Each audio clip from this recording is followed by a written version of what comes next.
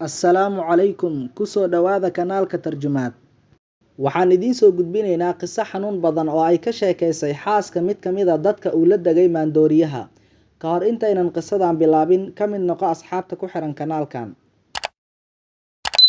Waxay tiri xaaska mid ka mid ah dadkii uu la dagay maandooriyaha, maalin maalmaha ka mid ah waxaan arkay ninkeyga oo sida wiilkeena naasnuuga ah kaasoo jira dhowr bilood oo keliya si uu uga tuuro derbiga, laakiin Ilaahay fadligiisa iyo naxariistiisa waa uu ka badbaadiyay musiibadan.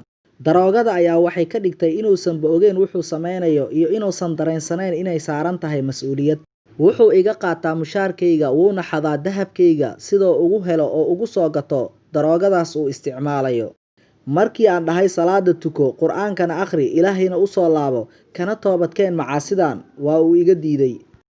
Miisaankiisa markii aad u yaraaday wuxuu booqday goobaha caafimaadka si xaaladiisa wax uga bedelo oo uuna uga raadsado dawo oona u qaado tallaabtii ugu horeysay oo xaaladiisa wax uga bedeli lahaa. Laakiin waxba isma bedelin, wax yar markii uu ku jirayba waa uu ka soo baxay wuxuuna ku laabtay daroogadii iyo maandooriyaha.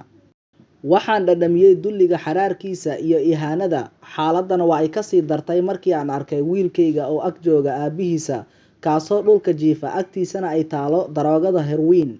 Waxaan arkay wiilkeyga oo da'adiisu ay ahayd 5 sano asagoo daroogadii qaatay oo dhadhamiyay oo indhihi taagaya ayaan soo cararay.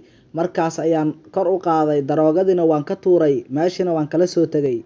Waan awoodi waayay dhacdadan inaan maskaxdayda ka tirtiro. Waxaan bilaabay inaan guriga ka soo tago si aan u badbaadiyo noloshayda inta ka hartay, aana u badbaadiyo carruurtayda noloshooda.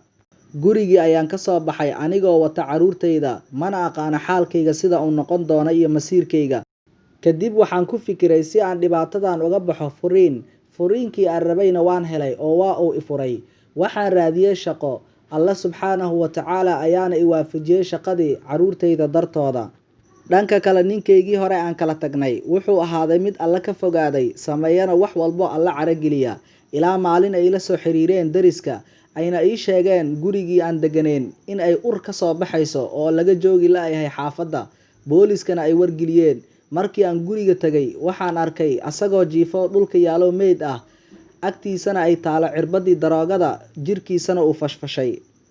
Allana run ayuu sheegay markuu yidhi walaa taqtuluu anfusakum inna Allaha kaana bikum raxiima. Naftiina ha dilina, Alle wuxuu idiin ahaaday mid idiin naxariis badane.